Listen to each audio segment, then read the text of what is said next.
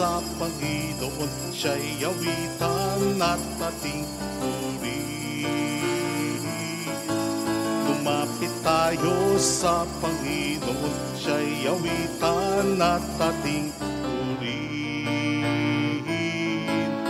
Ating sambahin ang Panginoon, ang ating buglihat lakas. Lumapit tayo sa Panginoon, siya'y awitan at ating purihin. Lumapit tayo sa Panginoon, siya'y awitan at ating purihin. Lumapit tayo sa Panginoon. Sa ngalan ng Ama at ng Anak ng Espiritu Santo. Amen. Sumayin niyo po ang Panginoon. At sumaiyo rin. Upang tayo maging marapat sa banal na pagdiriwang na ito, halina't magsisimuna para sa ating mga kasalanan at pagkukulang.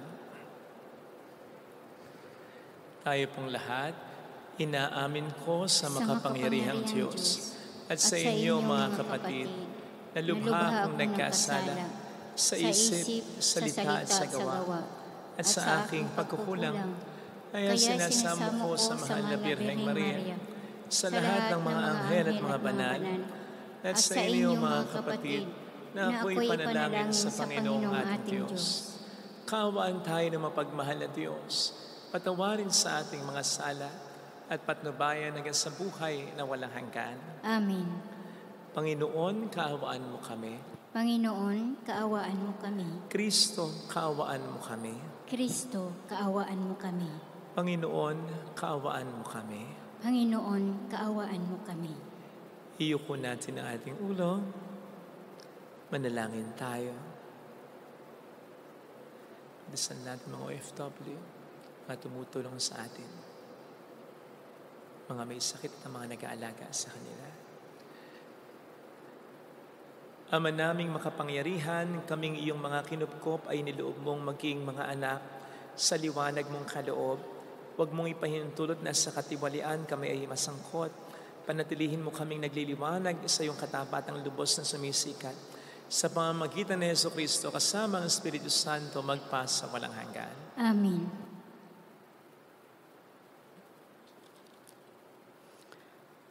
Ang salita ng Diyos mula sa aklat ng Henesis. Si Abraham ay 100 taon nang ipanganak si Isaac. Lumaki si Isaac at nang ito'y awatin, naghanda ng malaki si Abraham. Minsan si Ismael na anak ni Agar ay nakikipaglaro kay Isaac. Nang makita ito ni Sarah, sinabi kay Abraham, "Palayasin mo ang mag-inang iyan. Ang anak ng ating alipin ay huwag mong pamamanahan. Si Isaac ang dapat magmana ng lahat." Labis itong ikinalungkot ni Abraham sapagkat anak din niya si Ismael. Ngunit sinabi ng Diyos kay Abraham, "Huwag kang mabahala tungkol sa mag-ina. Sundin mo na ang gusto ni Sarah sapagkat kay Isaac magmumula ang lahing sinabi ko sa iyo. Magkakaanak din ng marami ang anak mong iyan kay Agar, at sila'y magiging isang bansa. Yamang anak mo rin si Ismael." Kinaumagahan ang mag-inay ipinaghanda ni Abraham ng baong pagkain at inumin bago sila pinaalis. Isinama ni Agar ang kanyang anak at nagpagala-gala siya sa ilang ng Berseba. Nang maubos ang dalang tubig, iniwan niya ang kanyang anak sa ilalim ng punong kahoy at naupo ng may 100 metro mula sa kinaroroonan ng bata. Wika niya sa sarili, "Di ko matitiis na makitang mamatay ang aking anak." Samantalang nakaupo siyang nag-iisip, umiiyak naman si Ismael. Ito'y narinig ng Diyos at nagsalita mula sa langit ang anghel ng Diyos. "Agar, anong bumabagabag sa iyo? Huwag kang matakot. Narinig ng Diyos ang iyak ng iyong anak. Lapitan mo siya at patahanin. Gagawin kong isang dakilang bansa ang kanyang lipi. Pinagliwanag ng Diyos ang kanyang paningin at nakita niya ang isang balon. Pinuno niya ng tubig ang dalang sisidlan at pinainom ang bata. Hindi pinabayaan ng Diyos si Ismael. Siya'y lumaki sa ilang ng paran at naging mahusay na mangangaso. Ang salita ng Diyos. Salamat sa Diyos. Dukhang sa Diyos tumatawag, ang kanya ay kanyang inililigtas. Dukhang sa Diyos tumatawag ay kanyang inililigtas. Tumatawag sa Diyos ang walang pag-asa, sila'y iniligtas sa hirap at dusa. Anghel yaong bantay sa may takot sa Diyos, sa mga panganib sila'y kinukupkup. Dukhang sa Diyos tumatawag ay kanyang inililigtas. Matakot sa poon kayo kanyang bayan, nang makamtan ninyo ang lahat ng bagay. Kahit mga leon ay nagugutom din, sila'y nakukulang sa hustong pagkain. Ngunit sa sino mang ang poon susundin, sa anumang bagay, hindi kukulangin. Dukhang sa Diyos tumatawag ay kanyang inililigtas. Lapit, ako'y dinggin mga kaibigan, at kayo ngayoy aking tuturuan, na ang Diyos ay dapat nating katakutan, ang buhay masaya at mahabang buhay, di ba ninyo gustong inyong maranasan? Dukhang sa Diyos tumatawag ay kanyang inililigtas.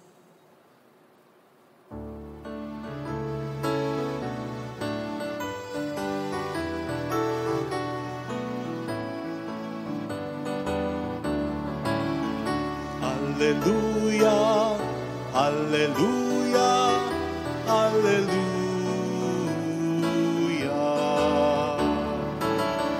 Hallelujah, hallelujah, hallelujah.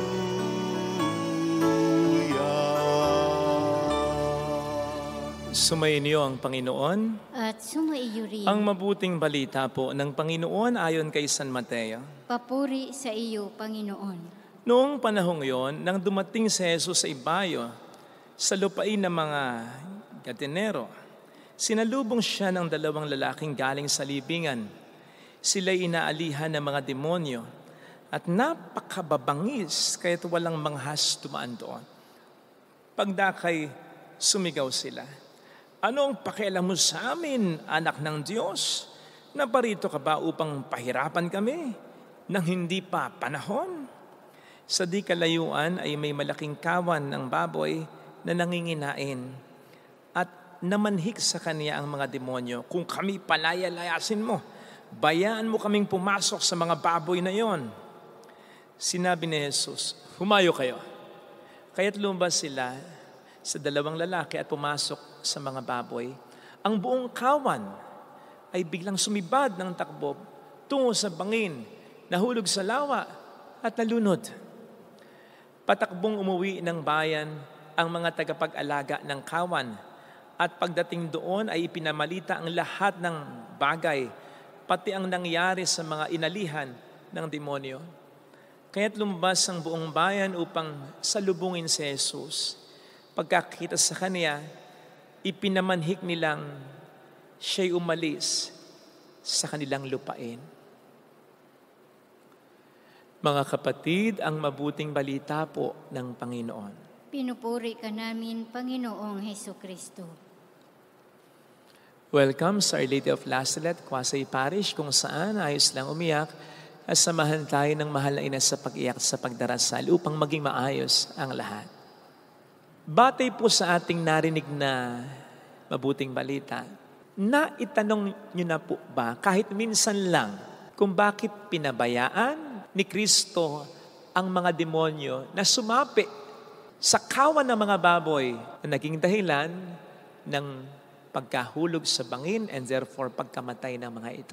Siguro po, hindi sapagkat ano ba naman ang pakialam nga natin sa mga baboy na ito? Ang mahalaga, umalis yung mga demonyo doon sa mga lalaking unang sinasapian nito. Kaya lang, naisip po ba natin kung ano kaya ang magiging damdamin natin sakaling ilagay natin ang sarili natin sa sitwasyon ng mga may-ari ng mga baboy. Tandaan po natin na kabuhay nila ito sa isang iglap naglaho. Ano kaya ang magiging reaksyon natin? Hindi kaya paalisin din natin si Kristo? Baka nga magalit pa tayo sa Kanya. Not unless maging maliwanag sa atin ang tunay na dahilan kung bakit iyon ay pinabayaan niyang mangyari talaga. Alam po ninyo, ang isa sa mga kahindik-hindik na katangian ng mga demonyo ay ito. Hindi sila mapakali. Hindi sila magiging komportable hanggat wala silang nasasapian at sinisira. And sabi sa 1 Pedro 5:8, ang kaaway, ang diablo, ay parang umaatungal na leon. Umaali-aligid at naghahanap ng masisila. Ang demonyo ay parang laging umaatungal. Kasi naiinis siya, hindi siya komportable hanggat wala siyang nasasapian at nasisila. Ganun siya kasama. Yun ang buhay niya. Ang sumapi at manira. At narinig naman po natin ang pinsalan at dulot niya. Mula sa mga taong sinasaktan ang kanilang sarili dahil sinapian ng mga diablo, hanggang sa pinsalang nadulot nito sa isang kawan ng maraming mga baboy. At yun ang gustong tapusin na ni Kristo. Yung pananalasa, pamimerwisyo ng mga demonyo sa mundong ito. Pero may takdang panahon para dito. Kaya nga ang sabi ng mga demonyo dito kay Kristo, naparito ka ba upang puksain na kami nang hindi pa panahon? Kasi alam niya may takdang panahon na lahat sila matatalo ng tuluyan ni Kristo. Pero hindi pa noon ang takdang panahon. At hanggang ngayon, hindi pa yun ang takdang panahon. Kaya nga ramdam pa rin natin ang puwersa ng mga demonyo. Sa pamamagitan halimbawa ng mga buhaya nating politiko.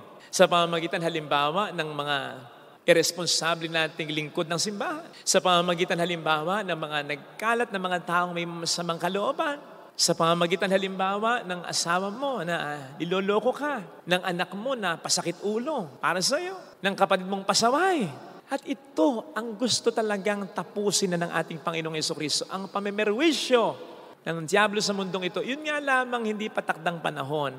Pero hindi ibig sabihin walang ginagawa ang Panginoon. Kaya nga kahit hindi pa mapupuksang tuluyan ang lahat ng mga demonyo, gumagawa na ng paraan kahit papaano si Kristo upang mabawasan kahit papaano ang mga ito.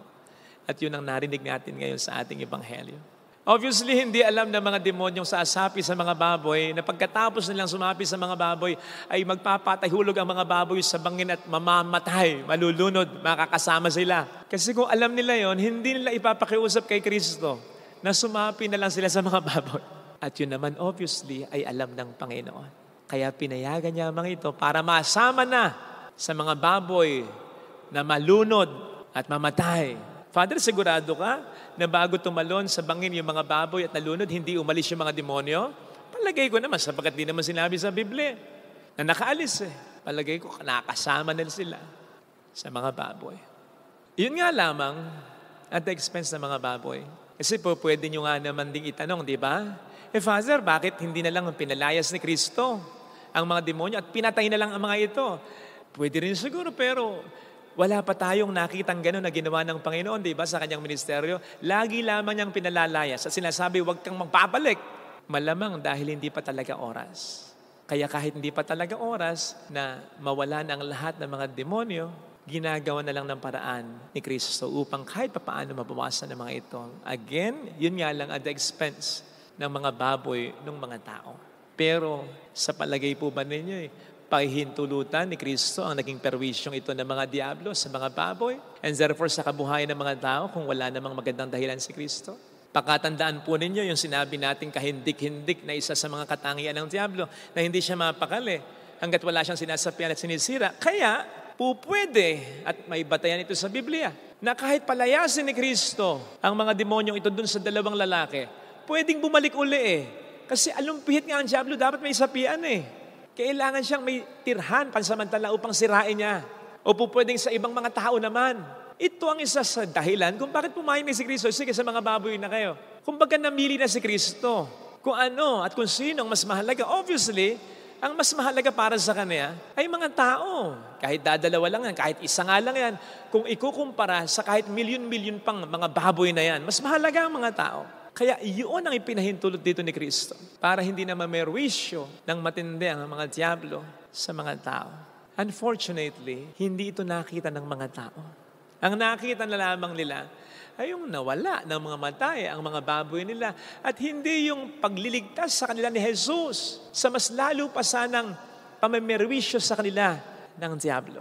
Kaya sa halip na magpasalamat kay Kristo at sa halip na pilitin pa nga dapat si Kristo na manatili sa kanila, ay pinamanhik nila na siya ay umalis na.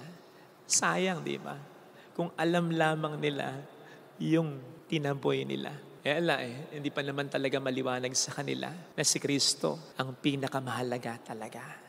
Yun ang kaibahan natin sa kanila. Alam na natin na sa lahat ng mga bagay o meron tayo, sa lahat ng mga baboy na meron tayo o prized possession natin, si Kristo ang pinakamahalaga. Kaya mga kapatid, sana pag dumadating yung punto na may inaalis na mga baboy sa atin si Jesus, ibig sabihin ng baboy, sangayon sa Ebanghelyo, prized possession o mahalagang mga tao sa buhay natin, huwag tayong magagalit, huwag tayong magtatampo. Sapagkat siguradong hindi pahihintulot ng Panginoon ito kung wala siyang mas magandang binabalak para sa atin. Tandaan natin, ito'y para sa kabutihan natin at maaaring iniligtas tayo ng Panginoon sa mga problema na po pwedeng mangyari sa buhay natin. Tandaan po natin ang po pwedeng makapagdulot sa atin ng mga masamang bagay sa ating buhay ay hindi lang yung mga masasamang tao at masasamang bagay sa ating buhay, kundi pati na rin kung minsan yung mga mabuting tao bagay sa buhay natin. Lalo pat kung ang mga ito ang siyang magiging pinakamahalaga sa atin at hindi ang Panginoon natin. Narinig natin sa ating unang pagbasa kung paanong ipinasabi, inutos talaga ng Diyos kay Abraham.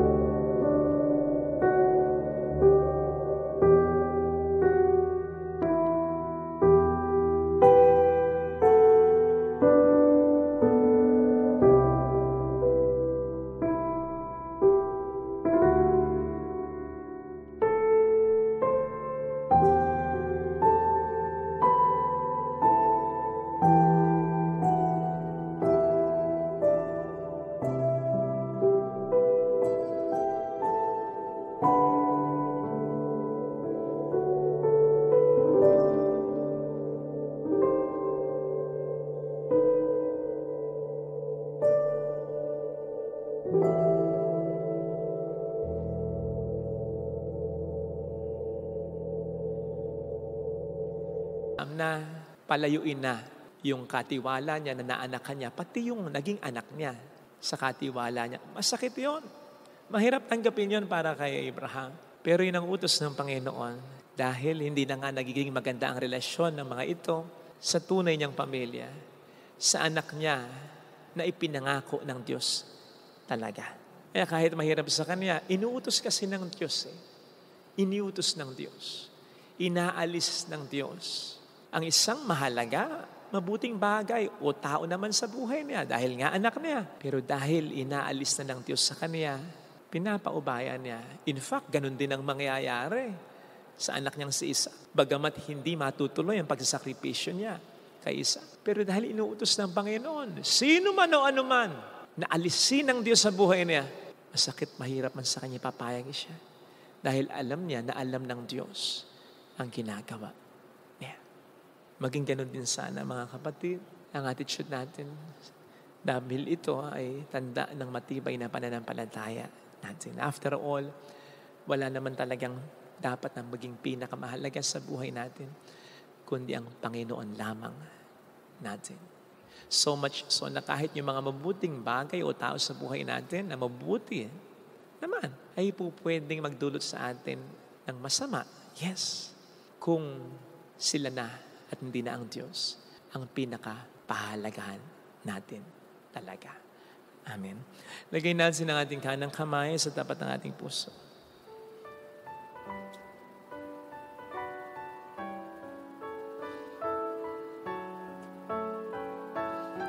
Awitin natin. Alam kong may magagawa ang Diyos.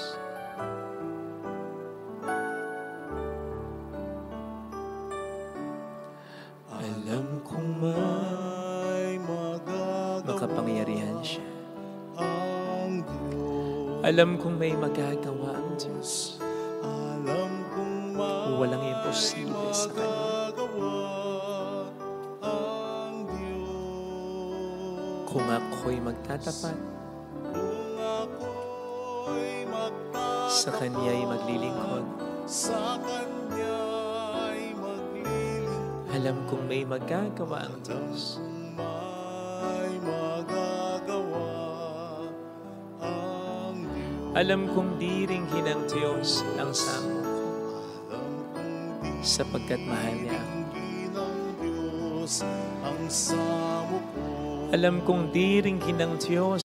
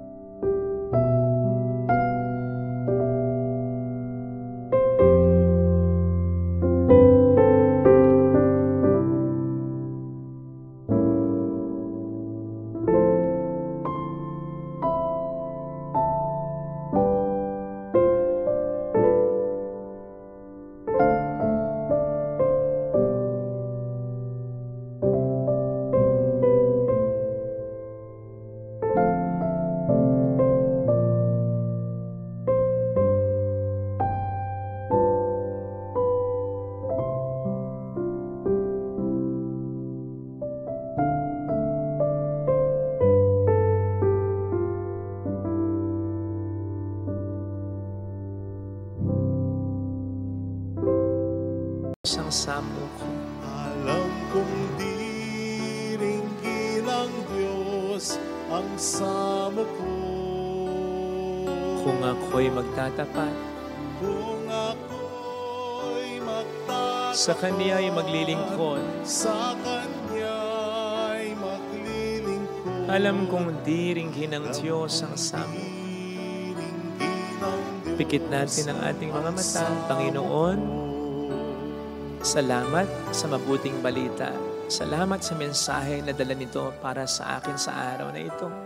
Sana nga hindi lamang ito pumasok sa isang tainga at lumabas sa kabila. Sana nga ay magsingkin na talaga sa akin na ikaw ang dapat na pinakamahalaga sa buhay ko. Hindi ang mga mahal ko sa buhay, hindi ang mga mabubuting ginagawa ko, hindi ang talento ko, hindi ang lakas ko, kundi ikaw talaga. Mawawala lang sa isa ang lahat kung hindi dahil sa'yo. At po pwede kong makagawa, makapag-isip, makapagsalita ng hindi maganda kung ang pahalagahan ko ay ang iba sa buhay ko. Lord, tulungan mo kung mas maging ilaw sa'yo. Hallelujah! Hallelujah! Tulungan mo kung mas ma-appreciate ang pagmamahal.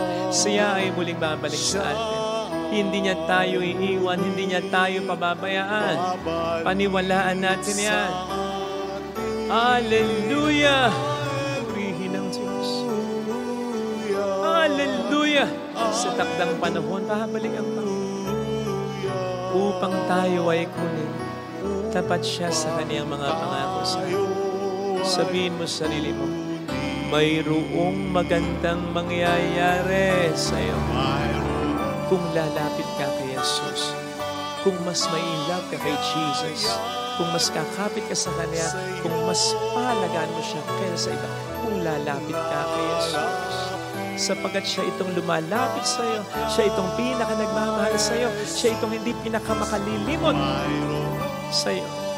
Ano man ang mangyayari, ang Diyos ay hindi magbabago.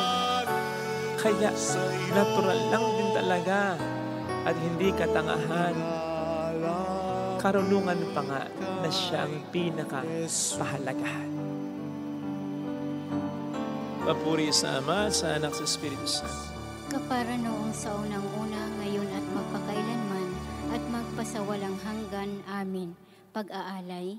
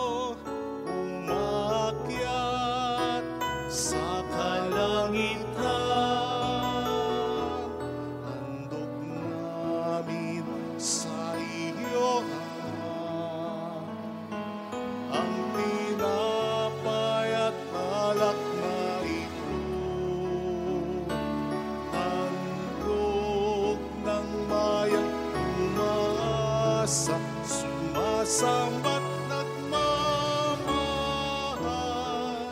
sa'yo. Manalangin tayo, pang ating handog ay maging kalugod-lugod sa Diyos samang makapangyarihan.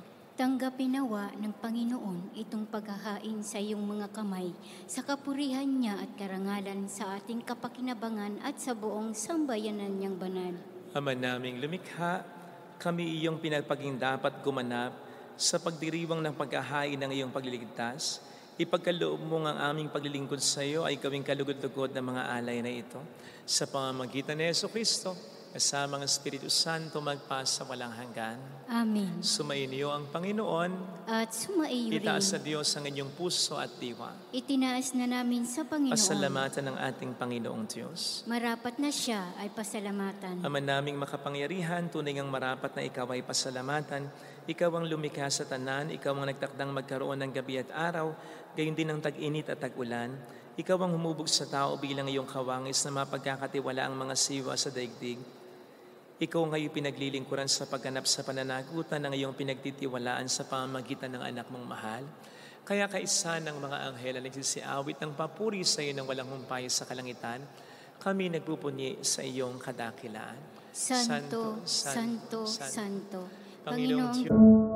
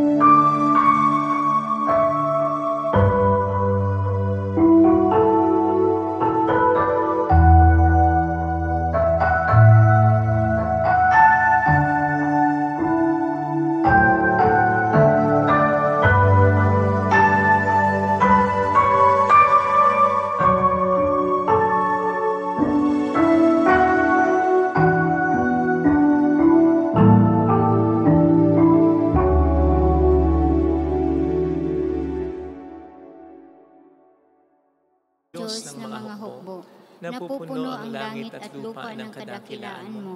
Hosana sa kaitaasan.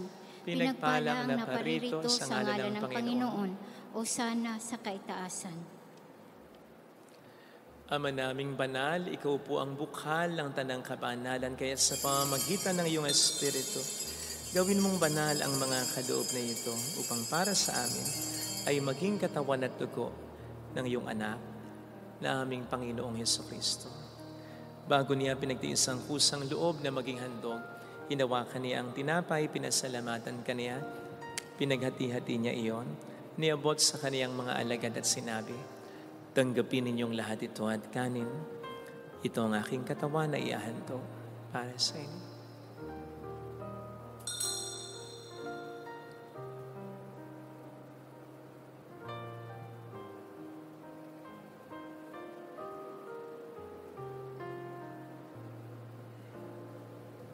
Kaya hindi naman nang matapos ang hapunan, hinawakan niya ang kalis, muli kaniyang pinasalamatan.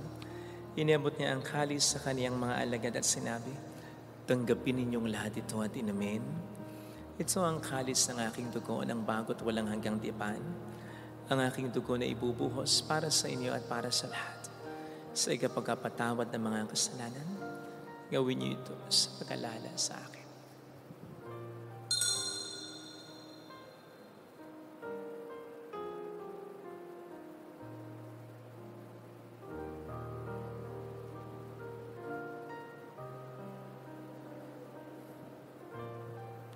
Ipagbunyi natin ang misteryo ng ating pananampalataya. Si Kristo'y namatay, si Kristo'y nabuhay, si Kristo'y babalik sa wakas ng panahon. Ama, ginagawa namin ngayon ang pagkalaala sa pagkamatay at muling pagkabuhay ng iyong anak. Kaya inialay namin sa iyong tinapay ng buhay at ang kalis ng kaligtasan. Kami nagpapasalamat dahil kami iyong minarapat na tumayo sa harap mo para maglingkod sa iyo. Sinasamo namin kami na magsasalo sa katawan at dugo ni Kristo ay mabuklod sa pagkakaisa sa pamamagitan ng Espiritu Santo. Ama, lingapin mo ang iyong simbahang laganap sa buong daigdig. Puspusin mo kami sa pag-ibig. Kaysa ni Leon na aming Papa, ni Janice na aming Obispo at ang Tanang Kaparian. Alalahanin mo mga kapatid naming nahimlay na may pag-asang sila'y muling mabubuhay, lalo ng aming mga ipagdarasal. Saglit nating pagdasal ang ating mga minamahal na yumaon.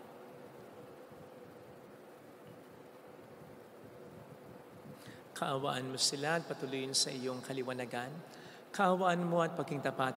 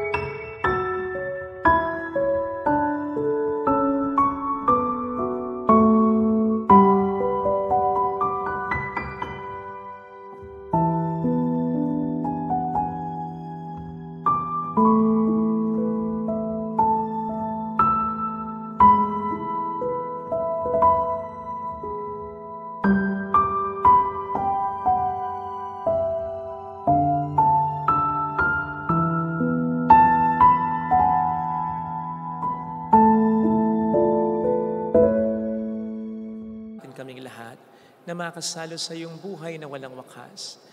Kaisa ang mahal na Birhen ng Lazaret, ang ina ng Diyos. Isanuse ang kabiyak ng kanyang puso, lahat ng mga banal na namuhay dito sa daigdig ng kalugod-lugod sa iyo. Maipagdiwang naman namin ang pagpupuri sa ikararangal mo sa pamamagitan ng iyong anak na aming Panginoong Hesukristo. Sa pamamagitan ni Kristo, kasama niya at sa Kanya, ang lahat ng parangal, papuri ay sa iyo, Diyos amang makapangyarihan, kasama ang Espiritu Santo magpa sa walang hanggan. Amen.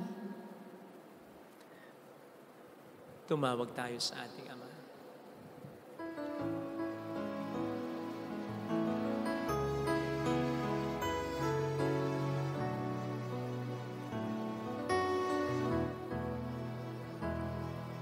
Ama namin, sumasalangit ka, sambahin ang ngalan mo, mapasa amin ang kaharian mo, sundin ang loob mo dito sa lupa para nang sa langit. Bigyan mo kami ng aming kakanin sa araw-araw at patawarin mo kami sa aming mga sala para ng pagpapatawad namin sa nagkakasala sa amin.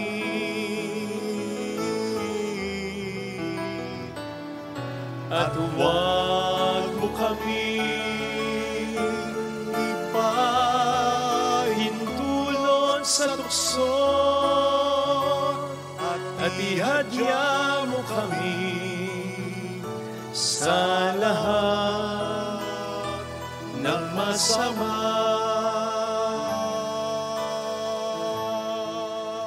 Niling namin kami adya sa lahat ng masama, pagkalooban ng kapayapaan araw-araw, iligtas sa kasalanan, sa kapahamakan, sa mga seryosong karamdaman, samantalang aming pinaghahandaan ang dakilang araw ng pagpapahayag ng tagapagligtas namin sa Jesucristo. Sapagkat iyo ang kaharian, ang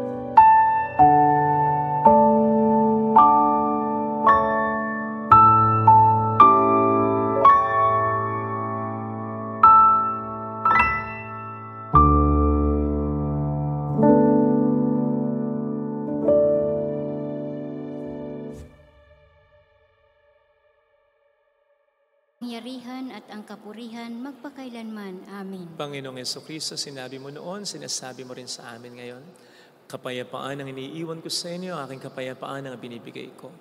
Tuhayin mo ang aming pananampalataya, huwag ang aming pagkakasala.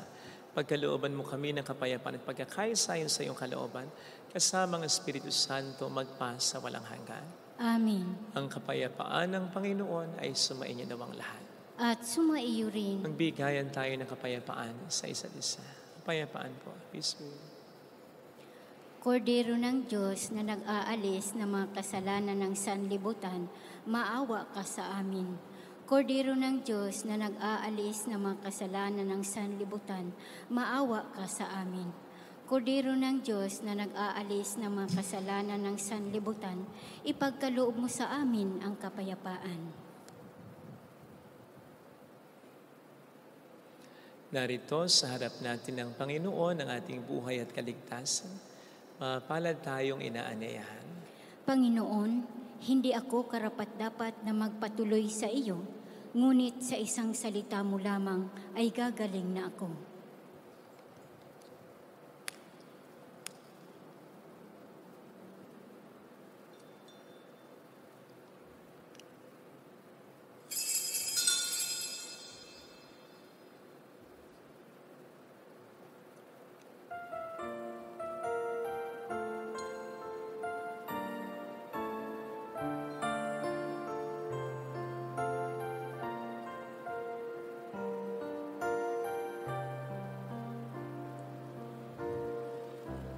Panalangin para sa espiritual na pakikinabang. Panginoong Hesus, ako ay naniniwala na ikaw ay nasa kabanal-banalang sakramento. Iniibig kita ng higit sa lahat at ninanasa kong tanggapin ka sa aking kaluluwa. Sapagkat sa mga sandaling ito, hindi kita matatanggap sa sakramento. Tumuloy ka sa espiritu sa aking puso. Niyayakap kita na para bang naririto ka na. Inaalay ko ng buong buo ang aking sarili sa iyo. Huwag mong hayaang mawalay ako sa iyo. Amen. Ang anak kong makapili, ang Diyos Ama.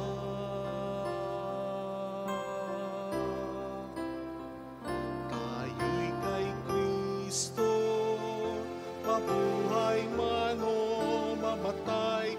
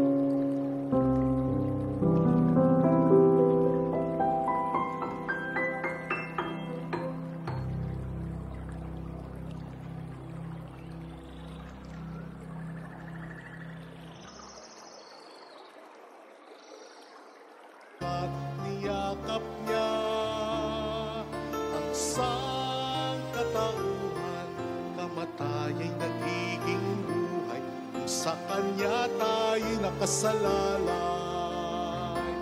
Christi sumus, tayo'y kay Kristo, tayo'y kay Kristo, mabuhay man o mamatay, pagkat niyakap niya ang sangkatauhan, kamataya'y nagiging buhay, kung sa Kanya tayo'y nakasalalay.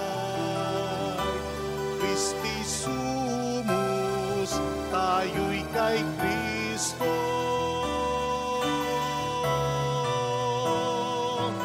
kamataya'y nagiging buhay, kung sa Kanya tayo'y nakasalalay. Christi sumus,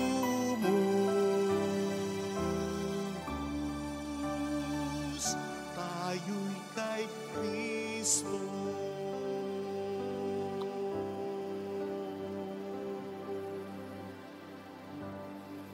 Manalangin tayo. Ama naming mapagmahal, buhay nawa kami ng aming inihain at pinagsaluhan upang kaming pinagbuklod sa pag-ibig mo kailanman ay magkaroon ng bungang lagi naming maiaalay. Sa pamamagitan ni Hesus Kristo, kasama ng Espiritu Santo, magpasa walang hanggan. Amen. Holy God, Holy Mighty One, Holy Immortal One. Have mercy on us and on the whole world. Holy God, Holy Mighty One, Holy Immortal One. Have mercy on us and on the whole world. Holy God, Holy Mighty One, Holy Immortal One. Have mercy on us and on the whole world. Jesus, King of Mercy, We trust in you. alalahanin, Alalahanin, umahal na Birhen ng Nazaret, ina ng pag-asa, ikaw ang nagpapaalala sa aming magbalik loob sa Ama. Ito ang nagpapatunay na ang kagandahang loob mo'y nanatiling busilak. Sa pag-aaruga mo sa amin, tungkulin mo'y tinupad. Sa paanan ni Kristo'y itinuring mo kaming mga tunay mong anak, kaya ninais mong ni isa'y mapahamak. Maging sa iyong walang tigil na pananalangin, pati luhay pumatak. Huwag naman mawalan ng saysay ang iyong paghihirap. Hiling nawa namin sa iyo, o aming unang liyag, na matapos ang pakikibakan namin sa mundong ito at sa pananatili naming tapat kay Kristo, sa kapurihan mo'y makibahagi kaming ganap upang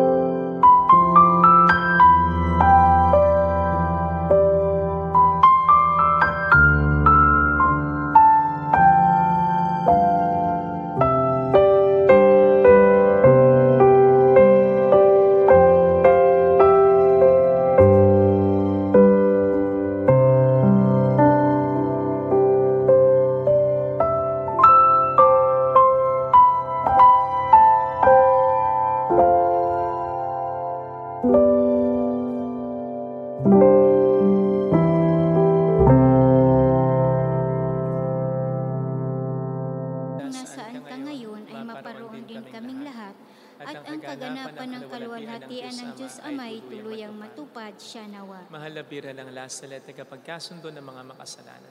Ipanalangin mong walang patid kaming mga dumudulog sa iyo. Maraming salamat po sa inyong pakikiisa at sa walang sawa niyong pagtulong na nagiging dahilan para makatulong din po tayo sa marami pang iba. Maraming salamat po. Mahala na po ang Panginoon na gumanti sa inyong kabutihan. Sumainyo ang Panginoon. At sumaiyo rin. Palayan kayo kasama ang ating pamilya na mapagmahal na Diyos, ng Ama at ng Anak at ng Espiritu Santo. Amen. Umayo tayo sa pag-ibig ni Kristo. Salamat sa Diyos. Salamat din po.